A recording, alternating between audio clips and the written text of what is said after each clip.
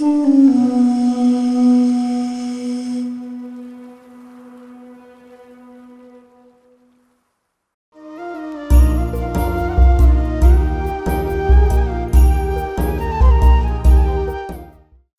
بالله من الشيطان الرجيم بسم الله الرحمن الرحيم الحمد لله رب العالمين والعاقبة للمتقين ولا عدوان إلا على الظالمين والصلاة والسلام على رسولنا محمد وعلى آله وأصحابه أجمعين. Falënderimi takon Allahut, atë falënderojmë prej tij falje dhe ndihmë kërkojmë. Salavatet dhe selamet qofshin mbi të dërguarin e tij të pastër Muhammedin alayhi salatu wassalam.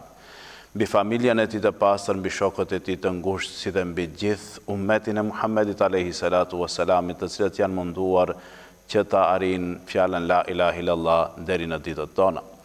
Selamet qofshin mbi sahabët, mbi tabiinët, mbi atbaj tabiinët, mbi gjithë hoxhallarët dietarët të cilët janë munduar që këtë islam të arrijnë deri te ne, që ne t'u lëm trashëgimi familjeve dhe fëmijëve tanë. Njëra ndër temat në të cilën është e sodit në këtë muaj të rahmetit është tema që do të duhet më së shumti të largohemi ne si besimtar, si musliman, e ajo është përgojimi. Ndërsa më së miri na i tregon fjala e Allahu Dhul Xhelal, në të cilën Allahu thot në surën Huxhurat, një ajet kuranor që e përmendën dhe thot mos përgojoni njëri tjetrin dhe mos e hani mishin e njëri tjetrit, dhe në këtë rast e përmendën në fjalorin Allahu Dhul Xhelal duke na përmendur neve si musliman dhe si besimtar që ne mos të jemi të atill për të cilën agjerojmë muajin e Ramazanit ndërsa i humbim sevapet dhe shpërblimet duke e përgojuar njëri tjetrin. Ndoshta ndonjëherë mendojmë se nuk është përgojim të folish të drejtën e ndokujt në të cilën ai e ka. Mirpo suneti pejgamberit alayhi salatu wassalamit na i tregon neve si musliman dhe si besimtar se çfarë është e përgojim dhe çfarë është e shpifje. E kanë pyetur ja Resulallah, nëse ne ja themi një njeriu atë në të cilën ai e ka, çfarë është kjo? Pejgamberi alayhi salam ka thënë se kjo është përgojim, ndërsa nëse i shtojmë diçka, ajo është e shpifje. Do të thotë se në të di rastet kur njeriu nuk është prezent në mesin e muslimanëve, atëherës ajo është e përgojim për atë besimtar dhe për atë besimtare. Për atë arsye, agjerimi do duhet të jetë edhe me gjuhë, duhet të jetë edhe me mendje, duhet të jetë edhe me të gjithë pjesët e trupit tanë. Mirpo në të pjesët në të cilën është në pjesët e trupit tanë, është mënyra e vetme që mos t'i djegim sevapet në muajin e agjerimit duke e përgojuar një vëlla apo një motër muslimane. Pejgamberi alayhi salatu wassalam na tregon një rast në Miraç në të cilën e ka parë një njeri që i ka pasur thonjt e gjatë dhe e ka shki fytyrën e vet dhe gjoksin e tij. Dhe ka pyetur kush është ky njeri, çfarë ka bërë ky njeri? Dhe atëherës i përgjigjen se ky njeri ka qenë momentin në të cilin i ka përgojuar njerëzit në dunja dhe për atë arsye dënimi i këtij në këtë botë është që ai të shkim fytyrën e vet dhe gjoksin e tij. Kështu që në kohën e pejgamberit alayhi salatu wassalamit ka pas raste që sahabët e pejgamberit alayhi salam e kanë ndëgjuar vetëm si erë punën e përgojimit, si një erë e keqe që është gjendur në një fshat apo në një vend të kalimit të tyre. Ndërsa kur e kanë pyetur një dietar musliman që i kanë thënë se ja si ka mundësi që në kohën në të cilën ne jetojmë nuk ndëgjojmë asnjë lloj ere. Çfarë ka thënë ai si dietar? Ai e ka përmendur kështu se ne jetojmë në mbrenësinë e përgojimit dhe për atë arsye nuk mund të ndëgjojmë erë të keqe të këtij përgojimi të cilët ne e bëjmë.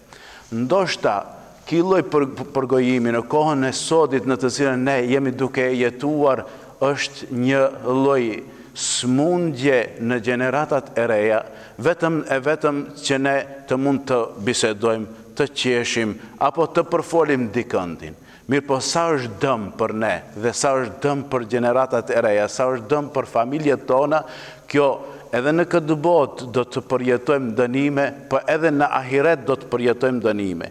Për mos me përjetuar kësi lloj dënimesh, atëherës pejgamberi alayhi salatu wassalam që i tha një sahabiu të vet, ju drejtua në momentin në të cilin ishin 3 persona ati.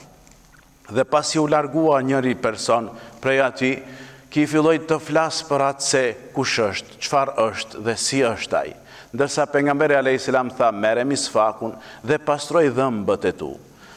Ai ju drejtua, ja Resulallah, tha, nuk kam hëngër asë një lloj mishi. Ndërsa pejgamberi a.s. tha, po, ke hëngër mishin e vllaut tënd të vdekur. Tha, si ka mundësi, kur ai tha nuk është prezent në mesin tuaj dhe ti flet për atë, është sikur me hëngër mishin e vllaut tënd të vdekur. Andaj, surja Huxhurat na jep me dije neve që të na përmirësoj në jetën tonë të përditshme, që të mund t'i mbajmë sevape shpërblimet tona, është mirë që të ndalojmë gjuhën tonë, nga përgojimet dhe nga llafet në të cilët mund të dalin prej gjuhës tonë. Pejgamberi a.s. na porositën diçka dhe thot kështu: nëse e ndalni gjuhën tuaj, ju më garantoni se do të ndalni gjuhën tuaj prej së keqes, atëherës unë do t'u garantoj xhenetin.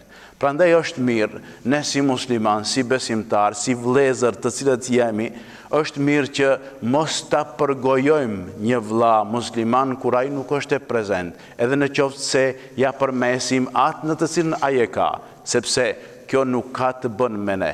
Ose nga ana tjetër, njeriu i cili vdes ndron jetë, është mirë që t'i përmendem vetëm punët e mira, punët e hajrit, punët e dobishme të cilën ai ka bë. Nëse ja përmendim punët e këqija, çfarë dobi e kemi? Asnjë lloj dobie, përveç se dëm që i bëjmë vetes. Prandaj në këtë rast është apel apo është e këshill e Kur'anit dhe sunetit të pejgamberit a.s.